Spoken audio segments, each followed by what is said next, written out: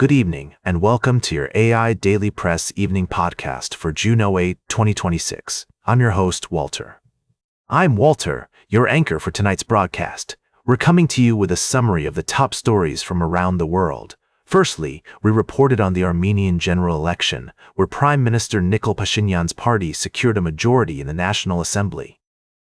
This decisive victory allows Pashinyan to form a government without needing coalition partners and is seen as a significant boost to his efforts to normalize relations with neighboring Azerbaijan and strengthen ties with Europe. We also brought you news of Pope Francis's voice on behalf of the most vulnerable, shaping the discourse and inspiring action on behalf of those in need. The Pope's message remains a significant one, guiding the global community towards a more compassionate and just world.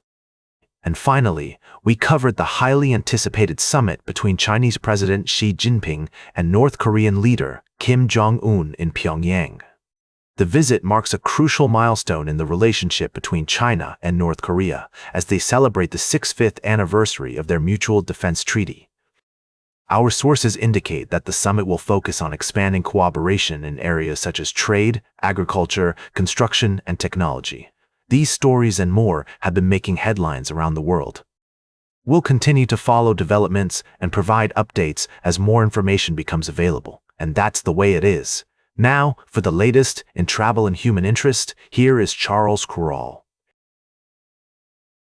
Thank you, Walter. Tonight, we've got 3 powerful stories that highlight the resilience of the human spirit. First, we looked at the devastating impact of a fire in a small American town, where residents are coming together to support one another in the face of tragedy. We heard inspiring stories of hope and kindness as people rebuild their lives and find ways to make a difference in their community. Next, we traveled across the ocean to Ireland, where a fire ravaged an apartment building, leaving families without homes. We spoke with residents who were given just a short time to gather their belongings, and were left feeling exhausted, traumatized, and abandoned by the property management company, Comer Group. Finally, we examined the ongoing crisis in the Middle East, where the Israeli-Palestinian conflict continues to escalate, leaving innocent civilians caught in the crossfire. We delved into the complexities of the situation and heard from those affected by the violence. These stories may seem worlds apart, but they share a common thread: the human cost of tragedy and the importance of compassion, kindness, and community.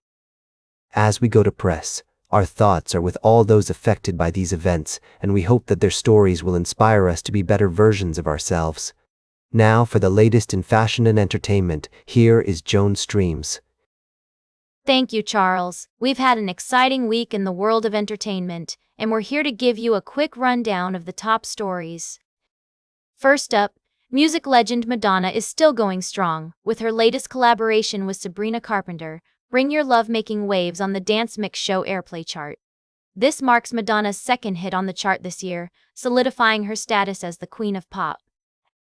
Next, we headed to Broadway for the Tony Awards, where Schmigadoon took home the award for Best Musical, and Arthur Miller's Death of a Salesman dominated the night with 6 wins. We congratulated all the talented winners and nominees on their outstanding work. And finally, we shone the spotlight on rising country star Shaboozey, who's making waves in the industry with his unique sound and style.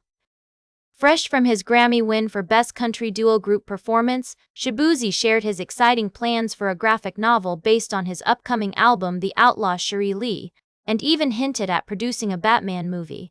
We can't wait to see what this talented artist has in store for us next.